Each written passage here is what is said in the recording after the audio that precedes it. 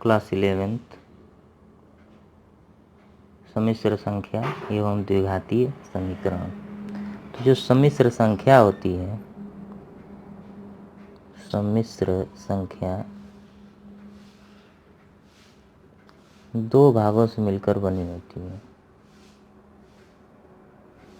दो भागों से मिलकर बनी होती है।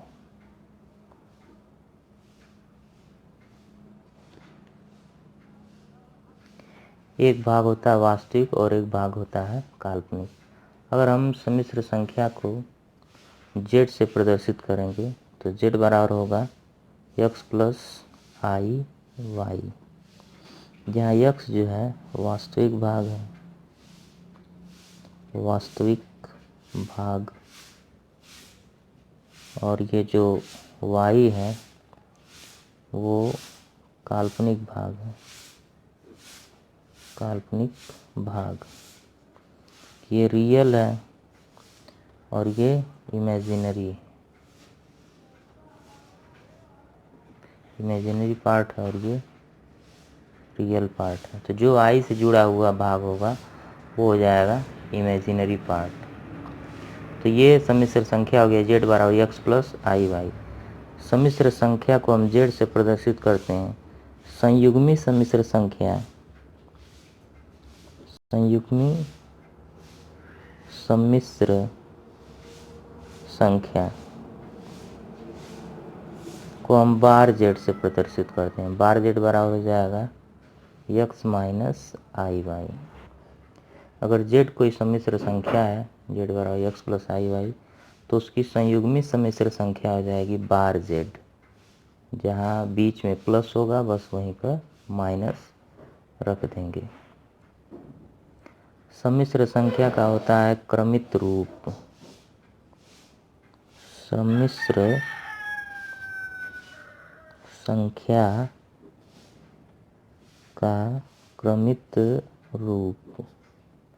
तो जो क्रमित रूप होता है वो निर्देशांक रूप होता है। जैसे z बराबर x प्लस आई वाई का क्रमित रूप हो जाएगा, क्रमित रूप z x कामा y, यानी वास्तविक भाग और काल्पनिक भाग को एक निर्देशांक के रूप में लिख देंगे तो हो जाएगा सम्मिश्र संख्या का क्रमित रूप।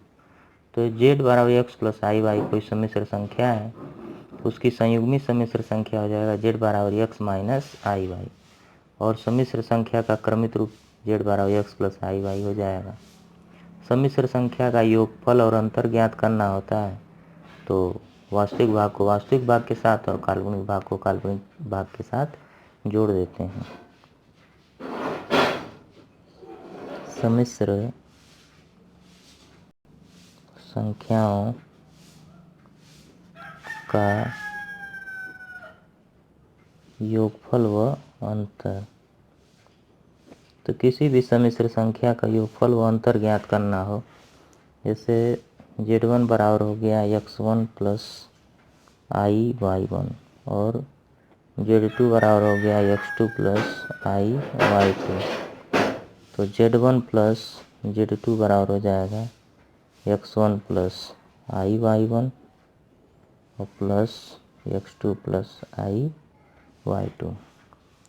तो ये वास्तविक भाग है, ये वास्तविक भाग है, तो वास्तविक भाग को वास्तविक भाग के साथ और काल्पनिक भाग को काल्पनिक भाग के साथ जोड़ देंगे तो x1 प्लस x2 और प्लस आई y1 और प्लस आई y2, तो हो जाएगा x1 प्लस x2 और प्लस आई को कॉमन ले लेंगे तो हो जाएगा y1 प्लस y2। ये हो गया z1 प्लस z2। अंतर करना रहेगा, ये तो योगफल हो गया, अंतर करना रहेगा तो माइनस कर देंगे बस। होता है सम्मिश्र संख्या का गुणनफल। तो सम्मिश्र संख्या के गुणनफल के लिए पहले जो i होता है, i को हम क्या बोलते हैं, i को आयोटा बोलते हैं, आयोटा कहते हैं। i को क्या कहते हैं, तो i को आयोटा कहते हैं। ये इमेजिनरी मान होता है, जैसे इंडेक्स ऑफ i, यानी आई के घातांक। तो आई के कुछ घातांक हैं जिसमें आई का मान होता है करोड़ी में -1। आई का मान होता है करोड़ी में -1। आई स्क्वायर का मान हो जाएगा करोड़ी में -1 गुणे करोड़ी में -1 का मान हो जाएगा -1। इसी तरह से आई क्यूब का मान हो जाएगा आई स्क्वायर इंटू आई, यानी कि -i। और आई की पावर 4 का मान हो जाएगा आई स्क्वायर इंटू आई स्क्वायर, यानी कि 1। तो आई का मान होता है माइनस करोड़ी में 1, आई स्क्वायर का मान होता है -1, और आई क्यूब का मान होता है -i, और आई की 4 का मान होता है +1। यानी जो घात 4 से कट जाए उसके लिए आई का मान +1 होता है। उसके लिए आई का मान +1 होता है। अब देखते हैं सम्मिश्र संख्याओं का गुणनफल।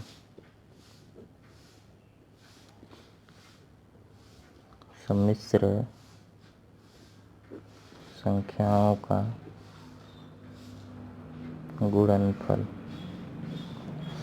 जैसे Z1 एक सम्मिश्र संख्या हो गई जिसमें x1 प्लस आई y1 हो गया, और Z2 बराबर हो गया x1 माइनस x2 प्लस आई y2।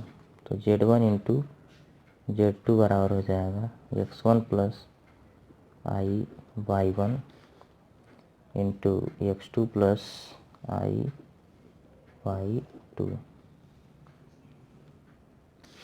अब Z1 इंटू Z2 बराबर हो जाएगा कितना, x1 का x2 में गुणा कर देंगे x1 x2, फिर प्लस x1 आई y2 प्लस x2 आई y1, फिर प्लस आई स्क्वायर y1 y2।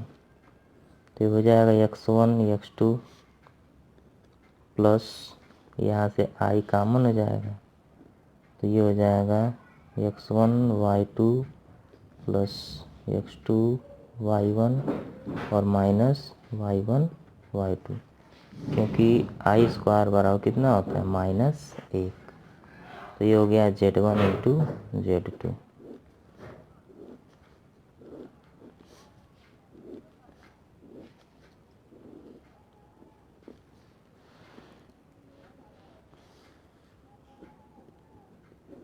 अब है सम्मिश्र संख्या का मापांक।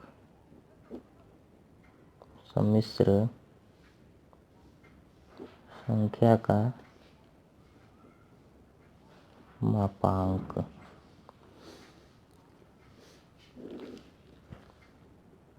माना z बराबर x प्लस आई वाई एक सम्मिश्र संख्या है।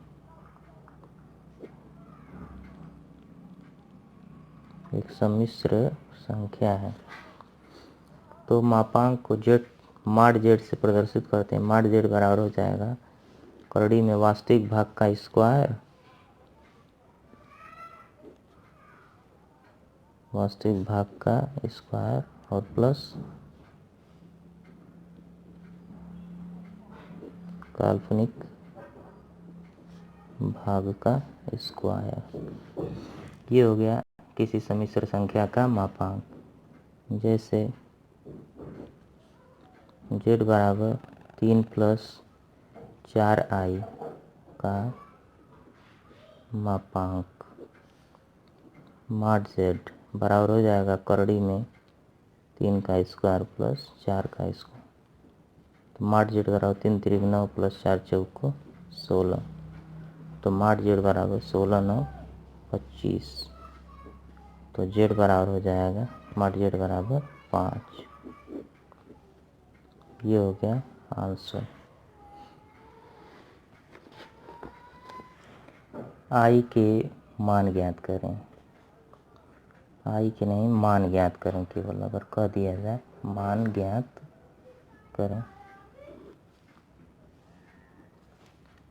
जैसे आई की पावर 64, इसका मान ज्ञात करना है, तो 64 जो है 4 से कट जाएगा 16 बार में, तो यहाँ पर लिख देंगे 4 और ये जाएगा 16।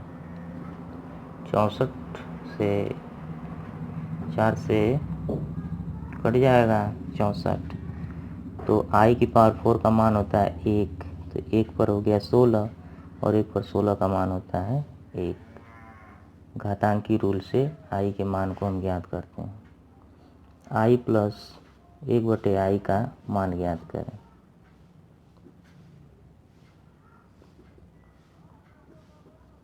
अब इसका मान ज्ञात करना है तो इसको सरल कर लेंगे, आई का आई में गुणा कर देंगे, हो जाएगा आई स्क्वायर प्लस 1/i। आई स्क्वायर का मान होता है -1 और ये +1/i, तो -1 + 1 हो जाएगा 0/i, तो 0/i का मान हो जाएगा 0 समथिंग बराबर नथिंग यानी 0, आंसर हो जाएगा। अब कुछ प्रश्न हैं जिसको लगाने के लिए दिया जा रहा है, घर पे प्रैक्टिस करेंगे। पहला प्रश्न है कि निम्न की संयुग्मी सम्मिश्र संख्या लिखें। Z1 बराबर इतना दिया हुआ है, और ये दूसरा प्रश्न है, तीसरा और चौथा। दूसरा में निम्न का मापांक ज्ञात करना है और तीसरा में आई का मान ज्ञात करना है, और जो चौथा है उसको क्रमित रूप में लिखना है। तो अभ्यास करेंगे। आज बस इतना ही।